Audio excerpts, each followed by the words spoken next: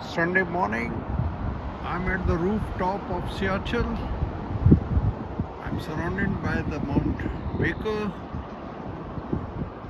and water body,